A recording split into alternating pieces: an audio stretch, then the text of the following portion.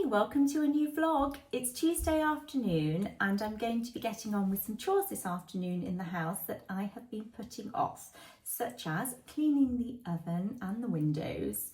If I get a chance to do any general cleaning as well, that would also be good.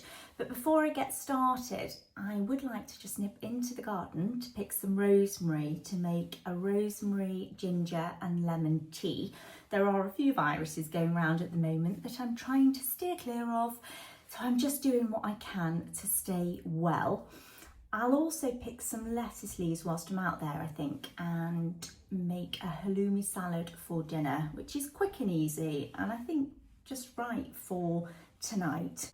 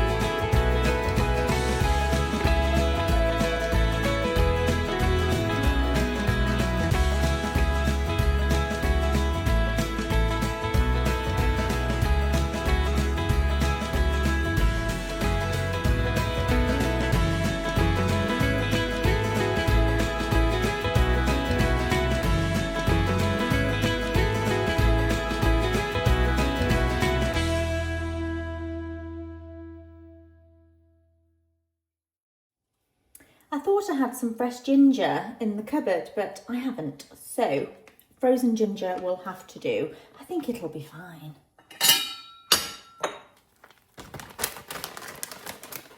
I'll just put some of that in there.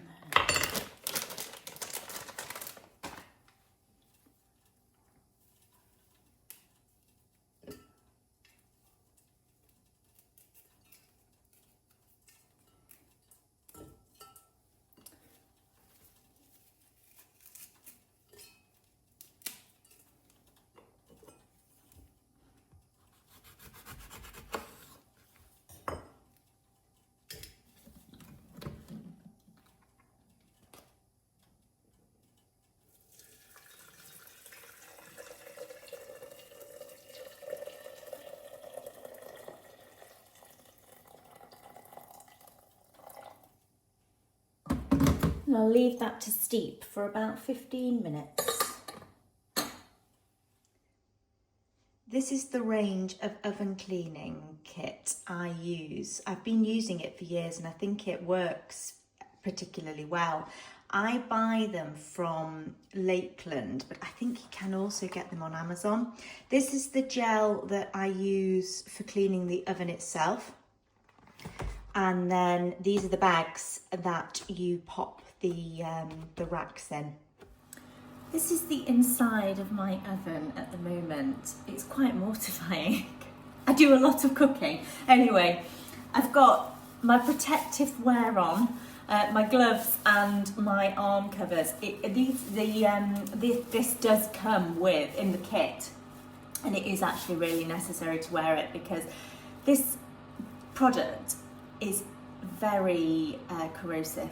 It burns the skin. If you get it on your skin, you know about it. So it is essential to wear these. This is the gel that comes in the oven cleaning kit and the brush to apply the gel with.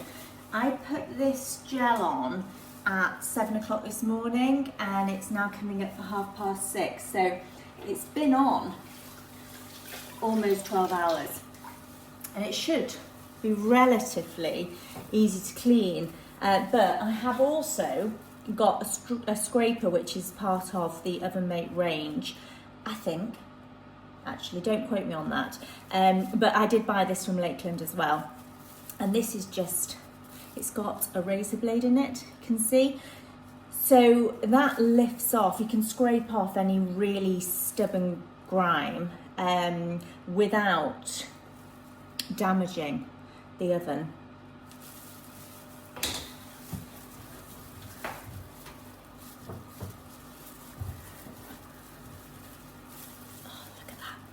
I mean, it's very satisfying, but it is not a job that I enjoy doing. We really do need to be careful not to get this product on any other surface, especially wood, because it does damage it. Oh, look at that.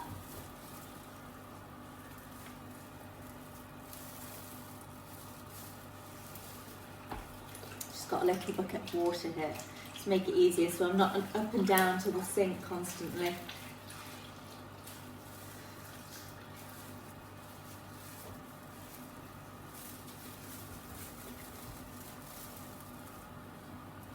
Now it's also important not to put any gel on the back here.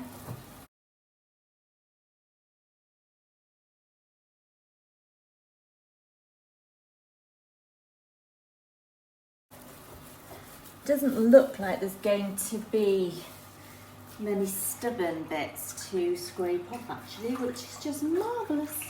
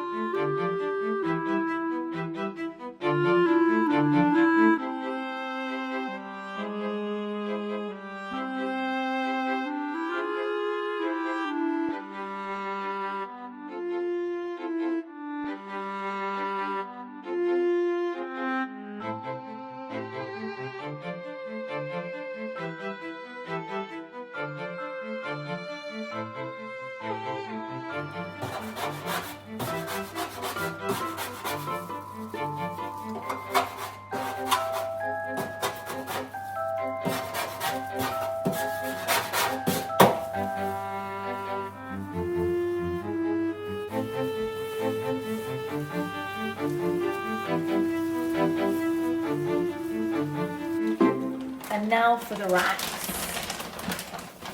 Going to very carefully lift them one at a time out of the bag, trying not to get any of the product anywhere.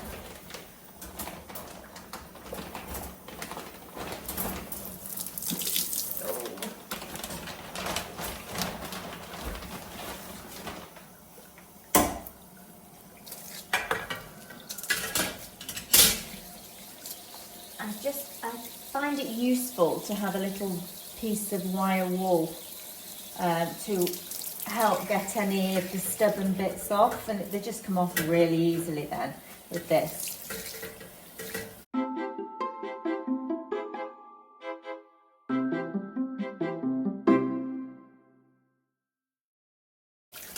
It really was ready for a clean, that oven. I think I only did it last 6 weeks ago.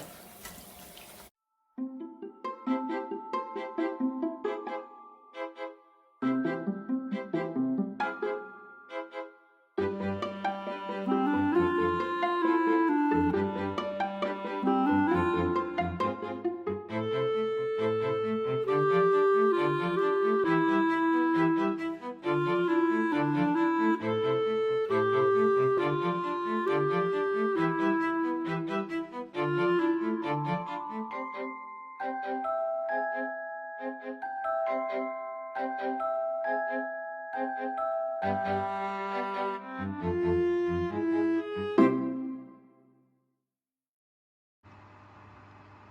that is much better. I'll put the oven on now on a high temperature just to burn off any residue of the product that might still be.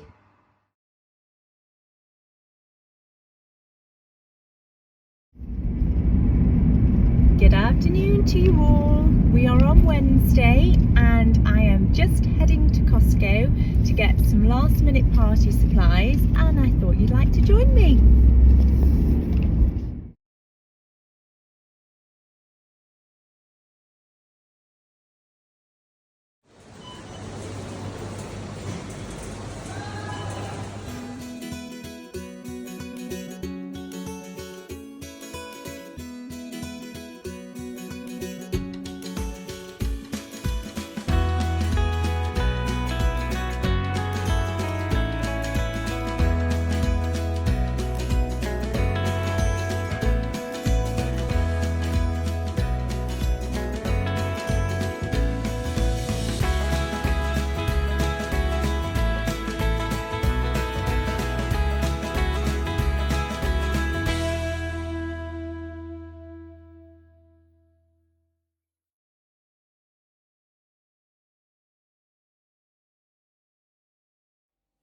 I'm just about to clean out the log burner, and I thought I'll show you the best way that I think, or should I say, the way that I think is best to clean it out. So I've got here a damp microfiber cloth. I'm just going to dab it in the ash. So I've got ash now on the cloth, and I'm going to use this to clean the glass with. And believe it or not, it does clean up.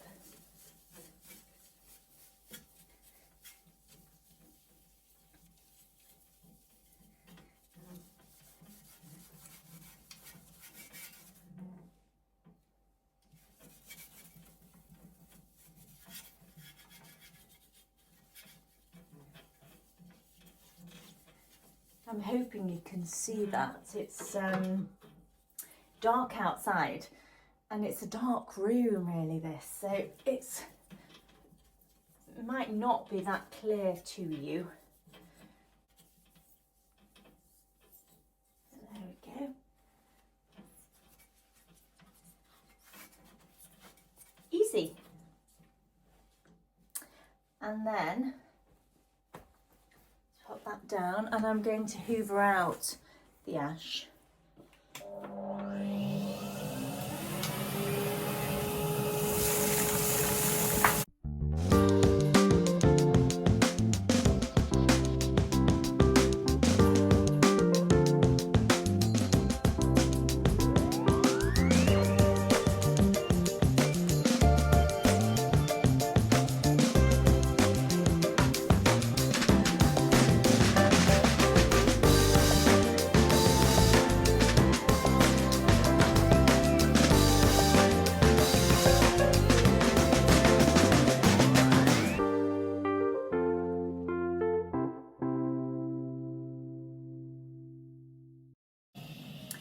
Now, it might not be that easy to hoover out the ash with other hoovers, but I'm using a Hetty. So a Hetty or a Henry would work wonders.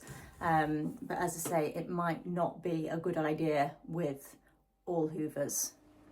It's Friday evening. I've been craving an apple and cinnamon cake all week, so I've decided I'm going to make one. First things first, I've set the oven to 180 degrees. I have a fan assisted oven.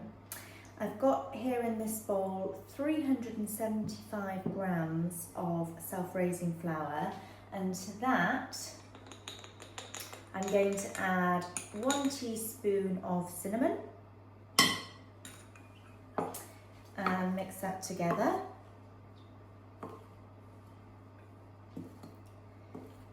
And to that I will add the rest of the ingredients. So I've got here 6 apples grated. I've used Bramley apples just because we've got an abundance in the garden.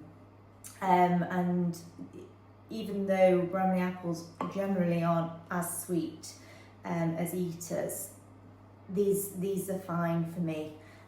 So that's what I'm using.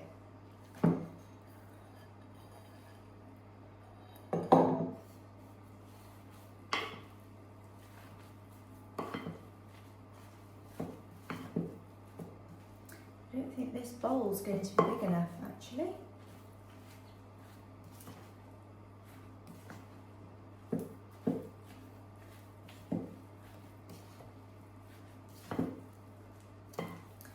In fact, I'm going to get this other bowl.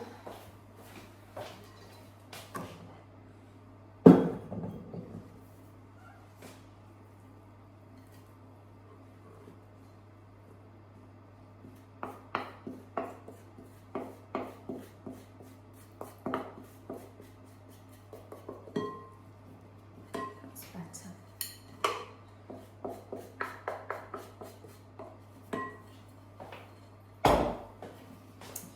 Okay, so to that I'm going to add 4 eggs whisked, 175 grams of brown sugar, 175 grams of maple syrup,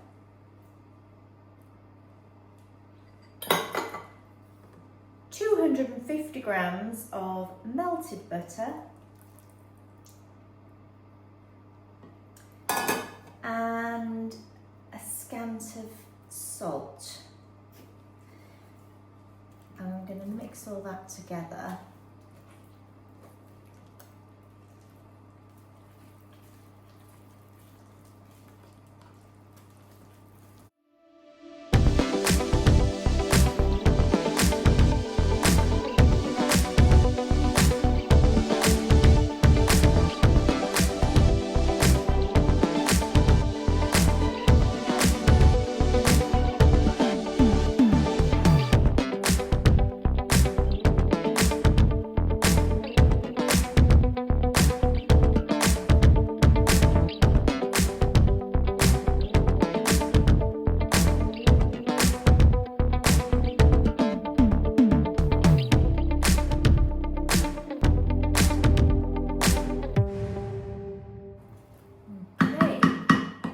Now into my well-greased cake tin.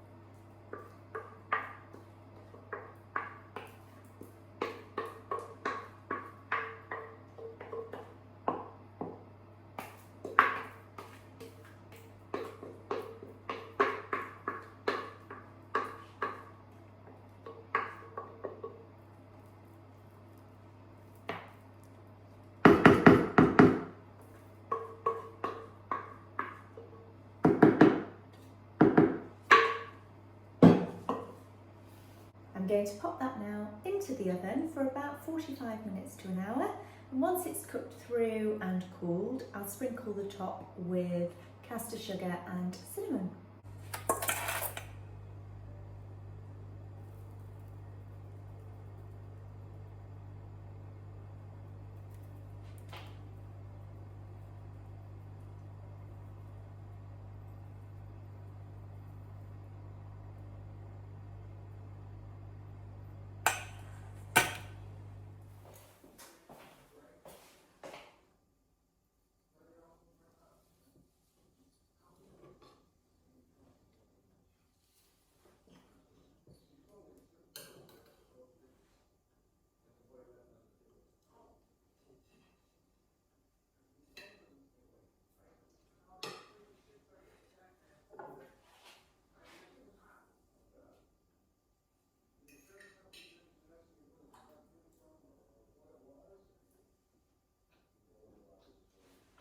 That's delicious.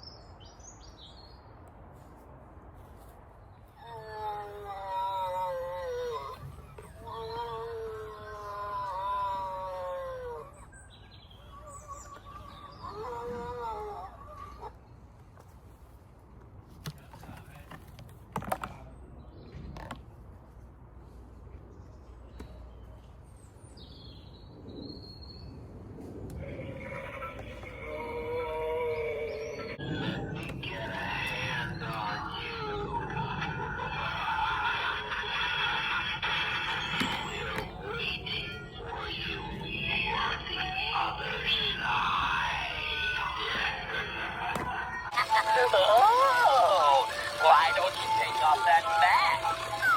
What? That's not a mask. It's your face. Good morning, happy Saturday. It is party day today. I'm in the kitchen getting on with some final preparations, and as you can see, multitasking and wearing a sheet mask. I just wanted to quickly show you actually what I am wearing. It's one of these Garnier Vitamin C Boost masks. I think they're brilliant. Sorry, it is falling down. They just give that extra glow. Great, for getting ready to an event or whatever. They're great. Anyway, we are very nearly ready for our party. There's a few final preparations to do, as there always are, but I'm feeling really organised and very much looking forward to the event. It's going to be a spectacular affair.